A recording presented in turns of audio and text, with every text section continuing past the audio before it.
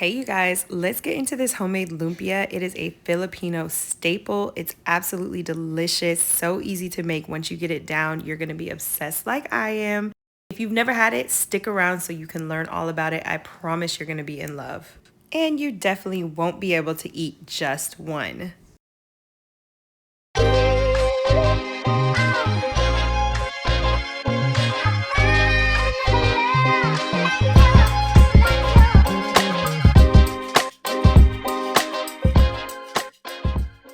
So first thing first, you want to gather your ingredients. For this recipe, we have some carrots, celery, white onion, and then of course your seasonings.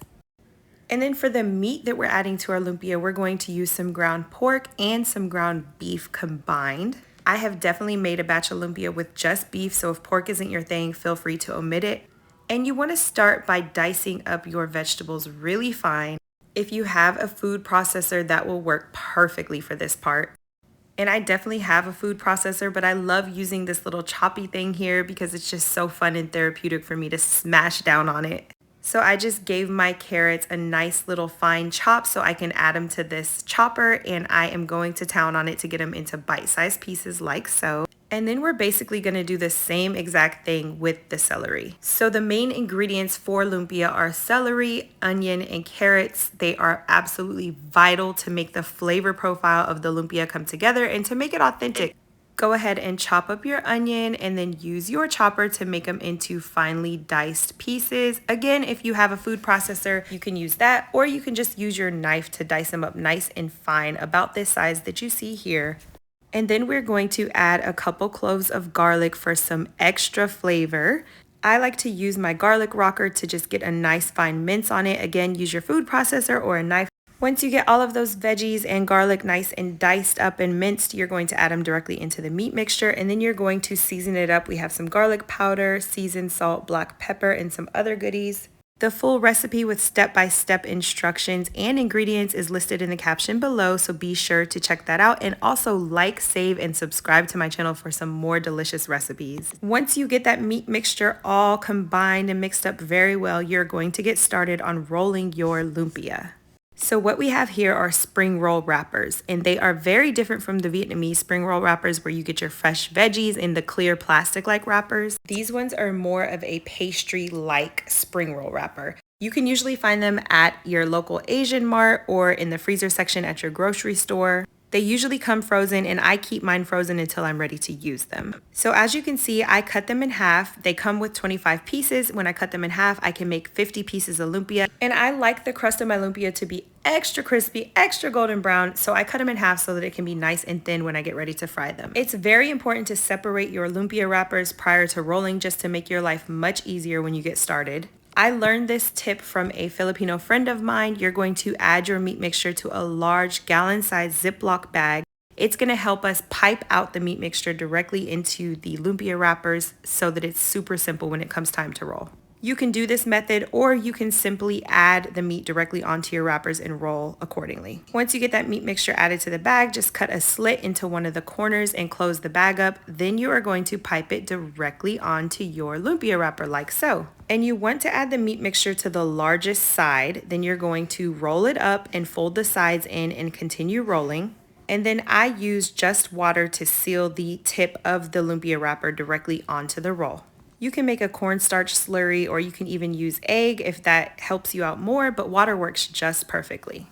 So again, add your meat mixture to the largest side. You're going to roll it up and then fold the sides in and continue rolling. Try to make it as tight as possible. Get the air bubbles out, because when you fry it up, you don't want any air bubbles.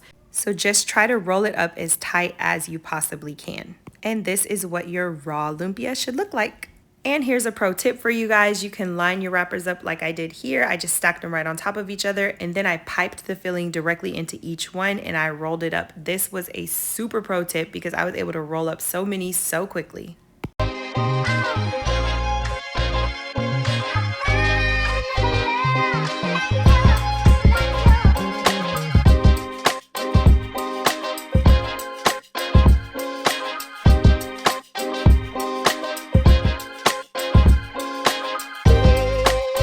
So with this method, we're doing the same exact thing. We're rolling from the base, the longest side, we're rolling up, And then you just want to fold your sides in and roll tightly all the way towards the tip. Add your water and seal it up real tight.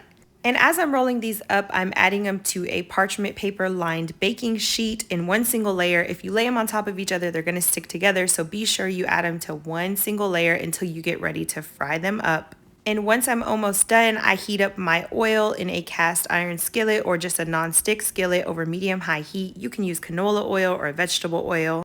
And then you are going to add your lumpia directly into the hot oil, one piece of lumpia at a time. Be very careful that you don't burn yourself, and also do not overcrowd that skillet. Like I said, we want our lumpia to be extra golden brown, extra crispy, and if you overcrowd your skillet, it's going to steam instead of fry. So just be careful not to overcrowd it and just add enough like we did here. Fry it up for about 2 to 3 minutes, then go ahead and give them a nice flip. They're gonna start to roll and turn on you, but that's okay. As long as they're submerged in the oil, they are all frying. And once they are golden brown, just like this, you can go ahead and remove them from the hot oil. And in order to keep your lumpia extra crispy, you wanna add it to a wire rack or a cooling rack such as this. That way the excess grease can drain directly down onto that parchment paper. And of course, another option is to add the lumpia to a bed of paper towels to drain off all of that excess grease. These lumpia are the perfect appetizer for your next party or for a game day, or you can even eat them as a snack or just a simple meal. They're absolutely addictive. I guarantee you will not eat just one of them. We like to pair ours with a side of sweet and sour sauce or sweet chili sauce. We've even eaten them with ketchup. They're just that good. You guys have to give these a try and be sure to like, save, and subscribe for more. See you soon.